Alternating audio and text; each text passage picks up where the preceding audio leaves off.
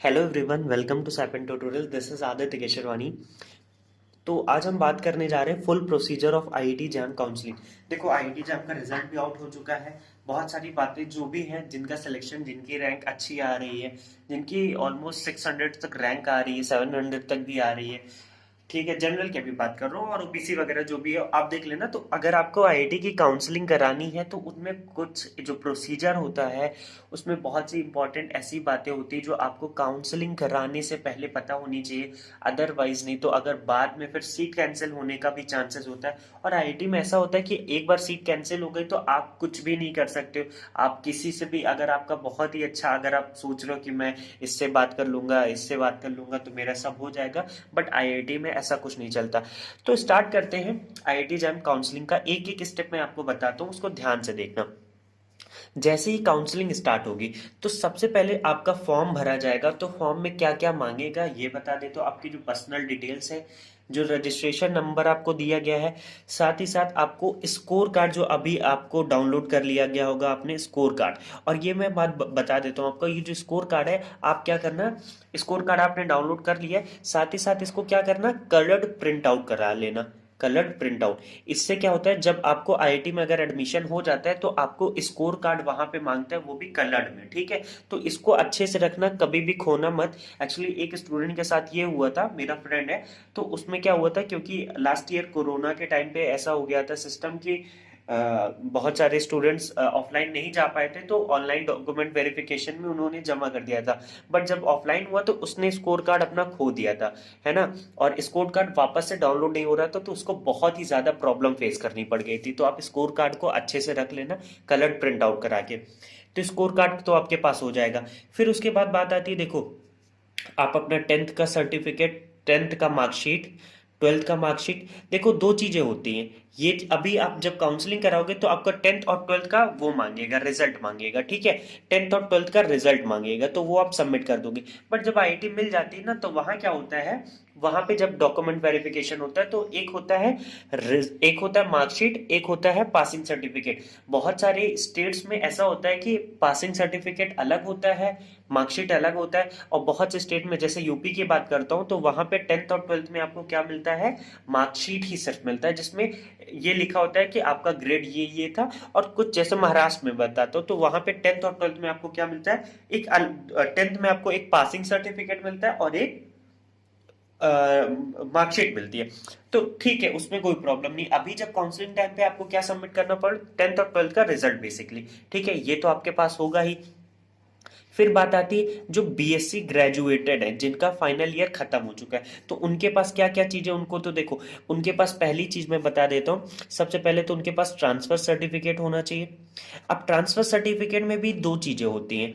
यहाँ पे क्या होता है कि बहुत सारे स्टेट्स में ये होता है, बहुत सारी यूनिवर्सिटीज क्या करती हैं, एक ट्रांसफर सर्टिफिकेट देती हैं, एक क्या देती है, माइग्रेशन माइग्रेशन ट्रांसफर सर्टिफिकेट देती है, और इसको लिविंग सर्टिफिकेट, एक लिविंग सर्टिफिकेट भी इसको बोलते हैं। तो बहुत सारी यूनिवर्सिटीज क्या होती हैं कि ट्रांसफर सर्टिफिकेट देती हैं और साथ ही साथ माइग्रेशन भी देती हैं। तो जब आप आईआईटीज में जाओगे तो आईआईटीज में आपसे दोनों मांगा जाएगा। अगर आपके पास दोनों है तो ठीक है, बट अगर आपके पास एक है और आप वहां, आपको वहां बताना पड़ेगा कि मैं इस स्टेट से बिलोंग करता हूँ, सपोज यूपी से बिलोंग करते हो आप, तो यूपी में जनरली क्या मिलता है आपको, माइग्रेशन मिलता है, ट्रांसफर नहीं मिलता है। बट अभी जब आप काउंसलिंग के टाइम पे जाओगे तो आपसे जैसे क्या होगा, आपको या तो माइग्रेशन सर्टिफिकेट सबमिट करना होगा, एक भी है तो चल जाएगा। ठीक है, ये बातें हो गई, ट्रांसफर ये हो गया। और उसके बाद अगर अभी बीएससी पास आउट की बात कर रहा हूँ, जिनका पास आउट हो चुका है, ठीक है, तो आपके पास ये होना जरूरी है, माइग्रेशन या ट्रांसफर सर्टिफिकेट। उसके बाद क्या है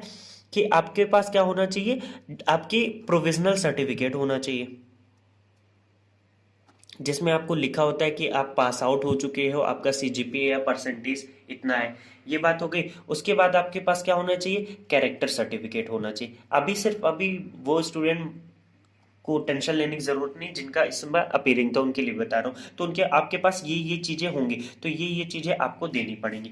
उसके बाद देखना, जो अभी BSc third year final year में है, उनको क्या है, देखो, उनके पास क्या है ना, अभी ट्रांसफर सर्टिफिकेट है, ना माइग्रेट, ना प्रोविजनल, ना कैरेक्टर। तो उसके आपके लिए क्या होता है कि आपको यहाँ पे मिलेगा, ऑप्शन मिलता है, आपको अंडरटेकिंग फॉर्म भरना पड़ता है। अंडरटेकिंग फॉर्म किसके किसके लिए आपको भरना पड़ेगा?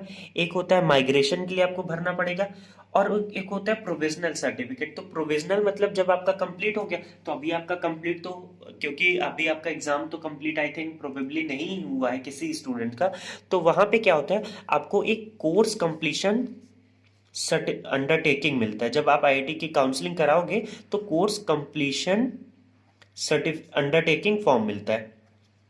वहां पे ये लिखा होता है अंडरटेकिंग फॉर्म, वहां पे ये होता है कि उसमें ये लिखा रहता है कि जो भी आप यूनिवर्सिटी में पढ़ रहे हो उस यूनिवर्सिटी लिखा रहेगा कि अभी तक में आपने कोई भी, आपका सारा चीज क्लियर है और आप इस यूनिवर्सिटी का लास्ट सेमेस्टर बाकी है और आप मतलब कि ग्रेजुएट हो जाओगे, और इसके लिए आपको क्या करना पड़ता है, अपने head of the department college या जो भी आपका है डीन वीन, तो उनसे आपको साइन कराना पड़ता है और ये आपको काउंसलिंग टाइम पे सबमिट करना पड़ेगा।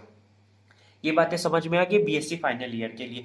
फाइनल ईयर में जब आपका एडमिशन हो जाता है सपोज आईआईटी में, तो उसके बाद आपको कुछ टाइम बाद टाइम रहता है, उसके बाद आपको क्या करना पड़ेगा, आपको फिर कॉलेज से जब आपका ट्रांसफर, माइग्रेशन, प्रोविजनल कैरेक्टर ये सब मिल जाएगा, ये सब आप वहां सबमिट कर दोगे, वो तो बाद का पार्ट है। अभी काउंसलिंग में आपको अंडरटेकिंग फॉर्म इसके लिए प्रोविजनल के लिए मिल जाएगा, एक कोर्स कंप्लीशन अंडरटेकिंग फॉर्म इसके लिए मिल जाएगा। ठीक है, ये बात हो गई अभी जो डॉक्यूमेंट्स की कि आपको ये सब अपने पास रेडी रखना है। ठीक है, उसके बाद देखना, मैं बता देता हूं कि प्रोसेस आपको क्या रहेगा।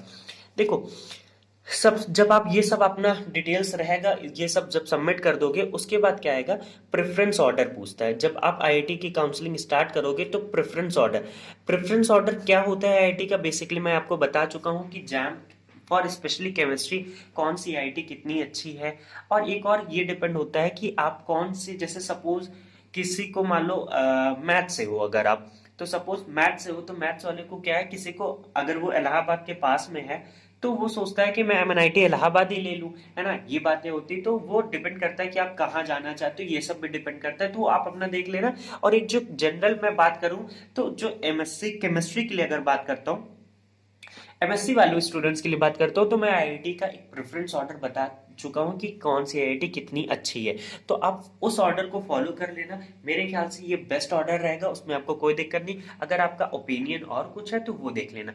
एक और इम्पोर्टेंट बात ये बताता हूँ, प्रेफरेंस ऑर्डर में जो मिस्टेक्स होती है, मिस्टेक्स, सपोज देखो, जब आईआईटी आपको चाहिए है, मान लो सपोज आपको आपको वांटिंग है, मतलब आपको चाहिए कौन सी आईआईटी, आपको चाहिए आईआईटी मद्रास। ठीक है, आपको चाहिए आईआईटी मद्रास। तो आपने प्रेफरेंस ऑर्डर में क्या किया कि सबसे पहले आपने क्या डाला, आईआईटी कौन सा, मुंबई। ठीक है, फिर उसके बाद सेकंड नंबर पे आपने मान लो सपोज डाल दिया आईआईटी दिल्ली। आपको लेकिन बेसिकली मान लो आपकी रैंक ज्यादा अच्छी नहीं, आपको लेकिन उम्मीद थी कि मुझे मद्रास मिल जाएगा। थर्ड नंबर पे आपने क्या किया कि आपने डाल दिया सपोज आईआईटी मंडी, डाल दिया आपने, क्या डाल दिया, आईआईटी मंडी। और फोर्थ नंबर पे आपने क्या किया, आईआईटी मद्रास डाल दिया। आपको पता था कि मुझे शायद मद्रास मिलने का चांस है, बट ये है कि आपने प्रेफरेंस ऑर्डर में फर्स्ट को मुंबई दे दिया, सेकंड को दिल्ली दे दिया, थर्ड को मंडी दे दिया, फोर्थ को मद्रास दे दिया। अब ये है कि आपकी रैंक सपोज 200 टू 250 है, देखो किसकी कितनी रैंक पे क्या मिलने के चांसेस, उसका भी मैंने सेपरेट वीडियो बनाया है, डिस्क्रिप्शन में लिंक मिल जाएगा, वहां से जाके देख सकते हो। ठीक है, अभी आपकी रैंक इतनी थी, आप जनरल स्टूडेंट हो, तो आपको मद्रास मिलने का चांस था, आपको मद्रास जाना था। बट जब आपने प्रेफरेंस ऑर्डर भरा तो वहां पे आपने मद्रास को क्या कर दिया, मंडी के नीचे रख दिया। अब आपकी 200 से 250 रैंक है, आपने काउंसलिंग कराया, तो काउंसलिंग में क्या हुआ कि आपको आईआईटी मंडी मिल गई। क्या मिल गई, आईआईटी मंडी। अब इसके नीचे जितने भी आपने ऑर्डर भरे होंगे, सपोज आईआईटी फिर रुड़की भरा आपने नीचे, तो जितने ये नीचे के आपने आईआईटी भरी होंगी, ये सब अब आपको दोबारा नहीं मिल पाएंगे, दोबारा नहीं मिल पाएगा। क्योंकि ऑर्डर, इसीलिए प्रेफरेंस ऑर्डर बहुत जरूरी होता है, यहां पे आपको गलती नहीं करनी है। जो आईआईटी आपको चाहिए उस आईआईटी को आप प्रेफरेंस ऑर्डर में ऊपर रखो। सपोज देखो क्या होता है कि मान लो आपने आईआईटी की काउंसलिंग कराई, फर्स्ट राउंड का रिजल्ट आया, फर्स्ट राउंड का रिजल्ट आया, तो फर्स्ट राउंड में आपको क्या मिल गई, मान लो सपोज आपकी रैंक 200 से 250 थी, तो आपको मिल गया सपोज पहली बार में आईआईटी हैदराबाद, आईआईटी हैदराबाद आपको मिल गया। ठीक है, ये फर्स्ट राउंड का रिजल्ट है। इसके बाद आपको सेकेंड राउंड में पार्टिसिपेट करना था, और देखो एक और बात है, आपको मैंने ये बताया था जब आप आईआईटी की काउंसलिंग कराओगे तो आईआईटी की काउंसलिंग की जनरली फीस होती है, इस बार का शायद थोड़ा देख लेना, लास्ट ईयर का 600 फीस होता है। जब आपको फर्स्ट राउंड में क्या मिल गई, कोई भी आईआईटी मिल गई, तो यहाँ पे उसके बाद क्या होता है, आपको ये आईआईटी एक भी अगर आपको कोई भी आईआईटी मिल गई तो इसके बाद क्या होता है, आपको सीट एक्सेप्टेंस फीस देनी पड़ेगी जो कि 10,000 है। क्या है, 10,000 फीस आपको देनी पड़ेगी। सीट एक्सेप्टेंस फीस का ये मतलब होता है कि आपको जो भी आईआईटी मिली है उस सीट को आप एक्सेप्ट करते हो। अब उसके बाद क्या आता है, फर्स्ट राउंड में आपको आईआईटी हैदराबाद मिल गया, बट आपने क्या है कि आपने फॉर्म में जो प्रेफरेंस ऑर्डर है उसमें आपने क्या भरा है, ये देखो, सबसे पहले मुंबई, देन दिल्ली, देन मान लो अभी आपने थर्ड नंबर पे मद्रास, थर्ड नंबर पे आपने क्या डाला, थर्ड नंबर में आपने मद्रास डाल दिया, फोर्थ नंबर पे रुड़की, फिफ्थ नंबर पे आपने क्या डाल दिया, हैदराबाद। ठीक है, इस तरह आपने डाल दिया, आपको हैदराबाद मिल चुकी। अभी आपको शायद उम्मीद है, आपको चांसेस है कि आपको रुड़की मिल सकती है, मद्रास। तो जब फर्स्ट राउंड का रिजल्ट आ जाएगा तो उसके बाद आपको तीन ऑप्शंस आते हैं। एक ऑप्शन आता है फ्रीज, ठीक है, एक ऑप्शन आता है फ्लोट, एक ऑप्शन आता है विदड्रॉ।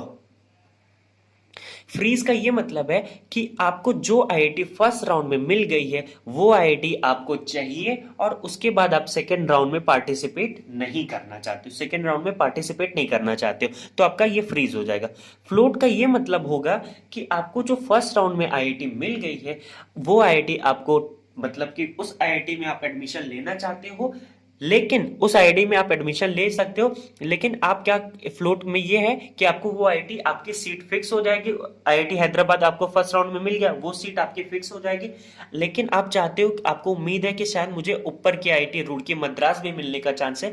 फ्लोट में क्या होगा, फ्लोट का मतलब ये होता है कि हैदराबाद आपकी फिक्स हो गई, बट आप सेकेंड राउंड में पार्टिसिपेट कर सकते हो, सेकेंड राउंड में पार्टिसिपेट कर सकते हो। तो सेकेंड राउंड का मान लो फिर रिजल्ट आया, ठीक है, फिर उसके बाद क्या है, सेकेंड राउंड का रिजल्ट आया, तो सेकेंड राउंड में आपने देखा कि आपको नहीं मिला, कोई भी आईआईटी सपोज नहीं मिला, तो अभी भी आपकी क्या है, हैदराबाद वाली सीट अभी भी आपकी फिक्स है, तो ठीक है, उसके लिए कोई टेंशन नहीं, अभी भी मतलब सेकेंड राउंड में आपको वापस से लिख के आएगा कि हैदराबाद ही मिला। तो यहाँ पे आपने सीट एक्सेप्टेंस फीस कितनी, 10,000 दे दी, सेकेंड राउंड में आपका क्या हुआ कि वापस से हैदराबाद मिला, इसके ऊपर वाली रुड़की मद्रास नहीं मिली, ठीक है, टेंशन नहीं लेना उसमें कि उसके बाद आपको सेकेंड राउंड में जब आईआईटी ये वाली मिल गई हैदराबाद वापस से, फिर से आपको सीट एक्सेप्टेंस फीस नहीं मिलेगी, फिर भी आपके पास क्या आएगा, तीन ऑप्शन आएगा, फ्रीज, फ्लोट, विदड्रॉ। विदड्रॉ का ये मतलब होता है कि अब आपको काउंसलिंग में पार्टिसिपेट नहीं करना है और आपने जो ये 10,000 फीस जो मतलब कि जो अब सपोज सेकेंड राउंड में आपके पास क्या ऑप्शन आएगा, फ्रीज, फ्लोट, विदड्रॉ। तो फ्रीज का मतलब कि हैदराबाद आपको कंफर्म है, आगे राउंड के पार्टिसिपेट नहीं करना। फ्लोट का मतलब कि हैदराबाद आपकी सीट आपको मिलेगी, लेकिन आपको और आगे राउंड में पार्टिसिपेट करना है, मे बी और कोई आईआईटी मिल जाए। और जो थर्ड ऑप्शन है विड्रॉ, मतलब कि आपको काउंसलिंग करानी ही नहीं है, तो आपने फर्स्ट राउंड में एक्चुअली 10,000 दे दिया, लेकिन जब आप सेकंड राउंड में विड्रॉ करोगे तो 10,000 का 1,000 कट जाता है, आपको 9,000 मिलता है, वो भी एक महीना बाद आपके अकाउंट पे वापस आता है। और याद रखना, जिस भी अकाउंट से आप क्या करते हो, पेमेंट करते हो, वो अकाउंट आपका अपना खुद का पर्सनल होना चाहिए, मतलब पर्सनल इन द सेंस, अगर आप किसी कैफे से करा रहे हो तो आप उनसे बात करते रहना, अगर आप विड्रॉ करते हो तो उसी के अकाउंट में, सेम अकाउंट में पैसा जाता है, ठीक। तो ये हो गया सेकंड राउंड का रिजल्ट। उसके बाद क्या है कि सेकंड राउंड में भी आपको हैदराबाद मिला, लेकिन आपको अभी भी लग रहा है शायद मुझे आईआईटी रुड़की या मद्रास मिल सकती, तो आपने थर्ड राउंड में, सेकंड राउंड में आपने क्या ऑप्शन क्लिक किया, फ्लोट का। फ्लोट मतलब आपको हैदराबाद की सीट अभी फिक्स रहेगी, लेकिन आप आगे के राउंड में पार्टिसिपेट करोगे। थर्ड राउंड का रिजल्ट है और थर्ड राउंड में क्या हुआ, आपको क्या मिल चुका है, आईआईटी मद्रास मिल गया, ठीक है। अब आपको आईआईटी मद्रास मिल चुका है, ठीक है, तो अब आपको आईआईटी मद्रास जैसे ही मिल गया तो आपने रुड़की और हैदराबाद जो नीचे रखा था उसकी सीट क्या हो जाएगी, कैंसिल हो जाएगी, मतलब जो आपको हैदराबाद मिल चुकी थी अब उसकी सीट कैंसिल हो जाएगी, अब आपको क्या मिल चुका है, मद्रास मिल चुका है। अब इसके बाद क्या ऑप्शन आएगा, इसके बाद 3 राउंड की जनरल काउंसलिंग ही होती है आईआईटी की। अब इसके बाद ऑप्शन आएगा सिर्फ फ्रीज और विदड्रॉ का। फ्रीज मतलब ये सीट आपको लेनी है, विदड्रॉ मतलब कि आपने काउंसलिंग जो कराई, आपको कोई आईआईटी नहीं चाहिए, तो आप विदड्रॉ कर लोगे, तो विदड्रॉ में 10,000 आपने सीट एक्सेप्टेंस फीस दी थी, तो 9,000 आपका रिटर्न हो जाएगा। एक और इम्पॉर्टेंट बात यह है कि जैसे ही आप कोई भी राउंड में आपको सीट मिल जाती है, सपोज थर्ड राउंड में आपका मद्रास मिल चुका है आपको, इसके बाद ही आपको क्या है, आपको टाइम देता है, कितना टाइम देता है आपको यहाँ पे, ऑलमोस्ट 10 to 20 डेज का टाइम देता होता है, जिसमें आपको क्या करना पड़ता है, आपको जितनी भी आईआईटी मद्रास की फीस का स्ट्रक्चर देख लेना, मैंने बताया है कितना स्ट्रक्चर है। तो आपको फर्स्ट सेमेस्टर की फीस क्या करनी पड़ती है, पे करनी पड़ती है। तो टाइम, पैसे का बहुत इंपॉर्टेंस है, क्योंकि 10,000 आपको, जब आपको जैसे काउंसलिंग कराते हो और आपको कोई भी आईआईटी मिलती, सीट एक्सेप्टेंस फीस यहाँ 10,000 देना पड़ेगा। फिर जब आपको यहाँ पे मद्रास कोई भी आईआईटी मिल जाती, उसके बाद आपको फर्स्ट सेमेस्टर की फीस पेड करनी होती। जो ये 10,000 आपने दिया है, वो 10,000 आपका क्या हो जाता है, इसमें फीस में आपके एडजस्ट हो जाता है, तो उसका कोई टेंशन नहीं। एक और इंपॉर्टेंट ये बात थी, यहाँ पे थोड़ा देख लो डॉक्यूमेंट्स में क्या थे, कि सपोज आपका डॉक्यूमेंट्स है, अगर आप कास्ट, जो आपका एससी कैटेगरी या ओबीसी कैटेगरी, तो आपका न्यूली मेड कास्ट सर्टिफिकेट होना चाहिए। मतलब कि अगर आपका 2021 में आप काउंसलिंग अभी करा रहे हो, तो आपका 2021 का ही बना होना चाहिए। अगर आपने ये डॉक्यूमेंट नहीं सबमिट किया, तो आपकी सीट कैंसिल हो जाएगी। देखो एक और ये होता है कि आपको वो कुछ दिन का, सपोज लास्ट ईयर तो ये था कि जैसे आपको, मतलब सपोज आपको कोई सीट मिल गई, उसके बाद क्या होता है कि आपने फ्रीज कर दिया। फ्रीज करने के बाद क्या होता है, online document verification. Online document verification में जितनी भी चीजें होती है, वो सब आपको सबमिट करनी पड़ती। बीएससी थर्ड ईयर के स्टूडेंट्स हो, तो आपको उसके लिए प्रोफेशनल डिग्री, ये सब के लिए आपको वहां पे अंडरटेकिंग मिल जाएगा। बट इसके लिए आपको नहीं मिलेगा, किसके लिए, कास्ट सर्टिफिकेट जो होता है उसके लिए नहीं मिलेगा, आपको न्यूली मेड होना चाहिए। देखो इस बार भी सिचुएशन क्या है, मे बी शायद देख रहे हो आप, कोरोना का जो केसेस है ज्यादा बढ़ रहा है, तो मे बी इस बार भी ये हो सकता है कि आपको कास्ट सर्टिफिकेट के लिए वो दे दे, अंडरटेकिंग फॉर्म। लेकिन आप रिस्क मत लो, अभी ही बनवा लो, नहीं तो अगर बाद में मे बी अगर लॉकडाउन वगैरह हो जाता है तो दिक्कत हो जाएगी। फिर अगर आप कास्ट सर्टिफिकेट नहीं दे पाते हो, तो आपकी क्या हो जाएगी, सीट कैंसिल हो जाएगी। तो इस डॉक्यूमेंट को आप पहले से ही बनवा के रखो, सीट कैंसिल हो सकती है, तो इस डॉक्यूमेंट को आप पहले से ही बना के रख लेना। और फीस का जो आपको मैंने बताया कि आपको इतने पैसे देने पड़ेंगे, अगर आपका ये सब आ रहा है, तो आपको ये रेडी रखना है। स्कोर कार्ड अच्छे से सिक्योर करके रखना अपना, जो भी, और किसी को कुछ डिटेल्स, आई थिंक मैंने सारा कुछ प्रोसीजर बता दिया। प्रेफरेंस ऑर्डर में बिल्कुल गलती मत करना, ये जो प्रेफरेंस ऑर्डर था, इसमें गलती मत करना। जो आईआईटी आपको चाहिए उसको ऊपर ही रखना, नीचे रख दिया आपने तो बहुत ज्यादा दिक्कत हो जाएगी। ये चेंजेबल नहीं होता, एक बार ही ऑप्शन आएगा आपको प्रेफरेंस ऑर्डर डालने का, उसके बाद आप प्रेफरेंस ऑर्डर चेंज नहीं कर सकते, ऑल्टर नहीं कर सकते। एक बार जो आपने कर दिया वही होगा, उसी के अकॉर्डिंग काउंसलिंग होती है, ठीक है। तो ये पूरा प्रोसीजर था आईआईटी जैम का, आईआईटी का बेसिकली काउंसलिंग का। उसके बाद क्या है, एनआईटी की काउंसलिंग में थोड़ा सा कुछ अलग होता है। तो एनआईटी की काउंसलिंग के लिए मैं सेपरेट वीडियो अभी बना दूंगा, इसके बाद जो वीडियो आएगा वो एनआईटी की काउंसलिंग का आ जाएगा, तो उसके लिए टेंशन मत लो। आई थिंक ये जितने मैंने डॉक्यूमेंट्स बनाए हैं, और ये जो प्रेफरेंस ऑर्डर बताया है, और फीस आपको पहले से ही पैसे का आप जुगाड़ रखे रहना, क्योंकि बहुत सारे मिडिल क्लास फैमिली को दिक्कत होती है। रैंडम वो लोग उतना अभी आपको पता नहीं होता कि शायद इतना इतना लगेगा। मेरे टाइम पे भी ऐसा हुआ था, मुझे नहीं पता था, जब मुझे एनआईटी, मैं अपना बता रहा हूँ, एनआईटी राउरकेला की जब मुझे सीट मिली, तो एनआईटी में क्या होता है कि जैसे सीट मिलती है, तो सीट एक्सेप्टेंस फीस कितनी होती है, 15,000। फिर उसके बाद मैंने क्या किया, मुझे एनआईटी राउरकेला चाहिए था, मैंने ले लिया। उसके बाद क्या है, मुझे 10 डेज का टाइम मिला था, कितना, और 10 डेज का टाइम मिला था फीस देने के लिए। फीस देने कितनी थी, 57,500, जो कि 15,000 कम कर दो तो 42,000 मुझे फीस देना पड़ा था। मुझे आइडिया नहीं था कि 10 डेज में ही मुझे सबमिट करना पड़ेगा, तो मुझे बहुत सारा प्रॉब्लम हुआ था इस 42,000 मैनेज करने में, क्योंकि मेरे घर वालों को नहीं पता था कि मुझे इतना पैसा देना पड़ेगा। एक्चुअली ये भी होता है कि बहुत सारे स्टूडेंट का ड्रीम होता है हमारा बचपन से कि आईआईटी एनआईटी जाएंगे, बट वहाँ पे फीस जो होती है वो सिर्फ बीटेक स्टूडेंट्स के लिए बहुत कम होती है। बाकी अदर ब्रांचेस देखो, अदर प्रोग्राम्स देखो, तो वहाँ पे इतनी कम फीस नहीं होती, तो हमें अंदाजा नहीं होता। इसीलिए मैंने फीस का भी आपको बता दी, कौन से आईआईटी कौन से एनआईटी फीस कितनी, वो भी आप देख लो। आई थिंक सारी इन्फॉर्मेशन कंप्लीट हो गई। किसी को और कोई भी डाउट आता है तो मुझसे पूछ सकता है। और एक और बात मैं ये बोलूँगा कि आपको काउंसलिंग टाइम पे जो भी चीज़ें रहेंगी वो मैं हेल्प करता रहूँगा, बिल्कुल भी आपको टेंशन लेने की ज़रूरत नहीं। I am always with you. जितना मुझसे हो रखा मैं आपको गाइड करता रहूँगा। एंड इट्स माय प्लेजर कि मैं आपको गाइड कर पा रहा हूँ, चीज़ों आपको बता रहा हूँ। मैं चाहता हूँ कि आपको जितनी भी बेस्ट अपॉर्चुनिटीज़ हो वो पता चलती रहे, ताकि आप अपने बेस्ट जगह पहुँच पाओ। यही दिक्कतें होती है कि हमें बहुत सारी अपॉर्चुनिटीज़ नहीं पता होती। जब आप एमएससी में एडमिशन ले लोगे उसके बाद मैं आपको बताता रहूँगा इंटर्नशिप के बारे में। हाँ, बहुत सारी इंटर्नशिप्स होती हैं, बहुत सारे फ़ायदे होते हैं इसके। फिर उसके बाद तो चलो, फिर हम बाद में बात ही करेंगे, इंटर्नशिप का भी बहुत सारा कुछ होता है। ठीक है, अभी आप काउंसलिंग कराओ। एंड यस, कॉन्ग्रेचुलेशन, आप आईआईटी जाने वाले हो। सो या, thank you so much for watching the video. एक और इम्पॉर्टेंट बात है, मैं आपके लिए इतनी मेहनत कर रहा हूँ तो मैं भी थोड़ा सा चाहता हूँ आप मेरे चैनल को सपोर्ट करो। चैनल को सपोर्ट करोगे तो मुझे भी अच्छा लगेगा। अपने फ्रेंड्स, जो भी आप जानते हो, अपने दोस्त वगैरह, तो उनसे मेरा चैनल शेयर करो। उनसे बोलो कि चैनल को सब्सक्राइब करें, लाइक करें। या, thank you so much for watching the video. And अगर आपको ये लगता है कि मैं यूज़फुल इन्फॉर्मेशन देता हूँ तभी आप करो, अदरवाइज कोई प्रॉब्लम नहीं है। ठीक है, सो या, थैंक यू।